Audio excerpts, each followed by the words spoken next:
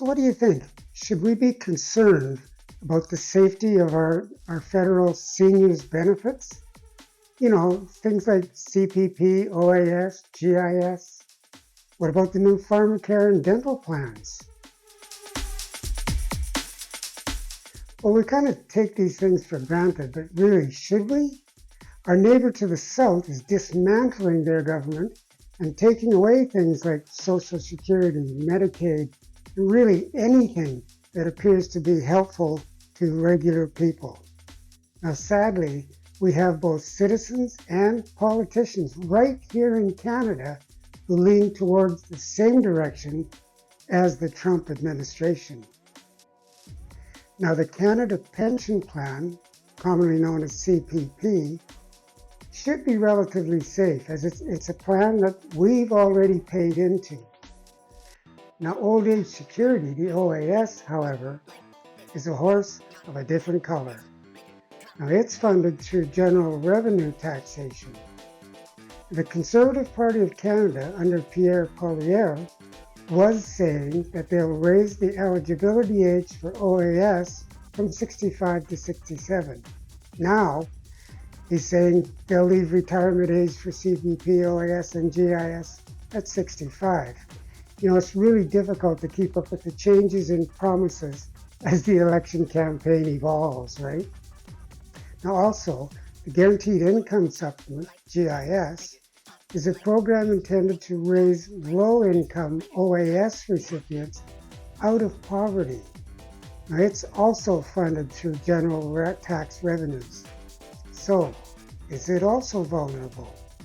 Now, as far as I know, the Liberals have not suggested any changes to CPP, OAS, or GIS. Now, the other things. Even though the Liberals like to claim credit for the Canada Dental Care Plan and for Pharmacare, I really wonder if either of these would be in place if it wasn't for the confidence and supply agreement with the NDP. And if that's the case, would they, if elected with a majority, with their new leader, Mark Carney, continue to improve the services, or would they allow them just to slowly disintegrate? Now, as it turns out, the Liberal government announced an increased eligibility to the Canada Dental Care Plan just before triggering the election. Now, that includes all Canadians who have household incomes of less than $90,000 and don't have private insurance. So, you know what? Maybe that's a good sign. I sure hope so. Now, at first, Poilievre said in the House of Commons that he would reject the radical plan for a single-payer drug plan, the Pharmacare. Then he voted to stop the Canada Dental Care Plan. Now, in the midst of the election campaign, he's promising that a government led by him would maintain existing federal dental care, Pharmacare, and childcare coverage. Now, however, in my view, the language he uses raises as many questions as answers. He said, and I quote, "We will protect these programs and nobody who has them will lose them," end quote. Which, at first blush, sounds okay.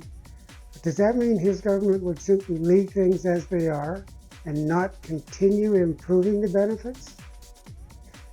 Does it mean that others who currently are not recipients would never become eligible? I just don't know.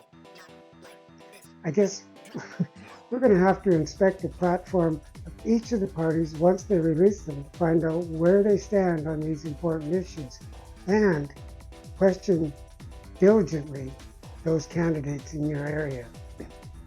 And yes, this election is focused on one issue: who can best deal with President Trump. But let's not let our benefits get lost in the mix-up. Make sure to drill your local candidates on these issues. Do not let them be ignored. Look, thanks for watching.